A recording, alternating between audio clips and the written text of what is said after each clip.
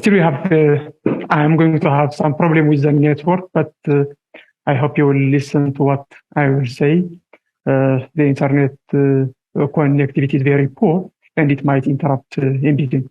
So as everyone was saying, the first thing after the internet and the telecommunication cuts down or complete shutdown of these services in Tigray, the first thing that we lost was communication with our family.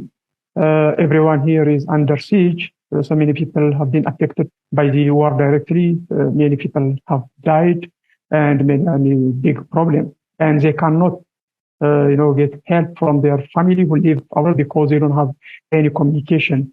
And the people living outside Tigray want us to know the conditions of their family and they cannot reach them. This is one of the basic problems that we face every day. People come to my office. If there is any chance that they can call their family members, we have a very limited access in our hospital, but the entire Tigray is completely in a darkness, in electricity as well as in telecommunication. The second thing that is that the internet shutdown has affected us is, especially with the lack of telecommunication. The hospital, it cannot run without communication, live communication with the doctors.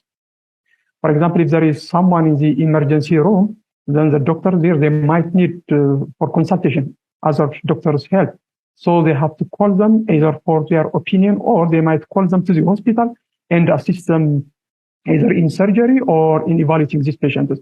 Now, because we cannot do that, the emergency physicians have to go to the home of these doctors. If they are not available, then there is no way of reaching doctors as well as the other health professionals unless you are lucky and they stay at home.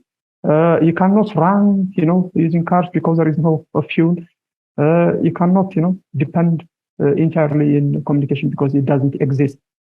So this is one thing. For consultations, for communication with other departments, with other specialists, subspecialists, you need the telecommunication service. Patients, if they have some worry, if they have some concern, they have to call their doctors and ask whether they should be, whether they should have come to the hospital or stay at home. Again, there is no communication. They have to come even at night, day. It could be trivial, but they have to come in person. You might even, want to speak to one doctor in the hospital. They are still in the hospital, but the hospital is very big. You have to run every corner of the hospital. You cannot, we don't have this beep system as well, this badger system. So this is one of the problems that we face every day. The other is certain items in our laboratory equipments, modern equipments in laboratory, in radiology. They need continuous, internet access. They have to be boosted. They have to be updated. Some of them, they have to be calibrated. And some of the machines, they need communication or contact with the provider. Because of this, in 2 years, there is no internet connection, means we couldn't connect it to the internet, and these are outdated, out of function. Every time you want to open the gadget, it asks you, please connect the internet, or please update the software and so on. And lots of our machinery, and it needs strong connection, not just like this, what we are having now. Because of this, lots of equipment are out of function.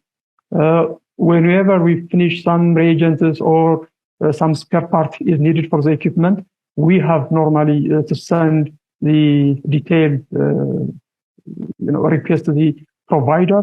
Then because of this, again, because of the lack of communication, some of the providers, most of our equipment is from General Electric, it is GE, so we couldn't, contact them. Whenever we ask them, whenever we have the chance, they want to help us, but they need this connectivity. So this is one of the big problems that we face day to day due to the internet as well as the telecommunication cut down. Thank you.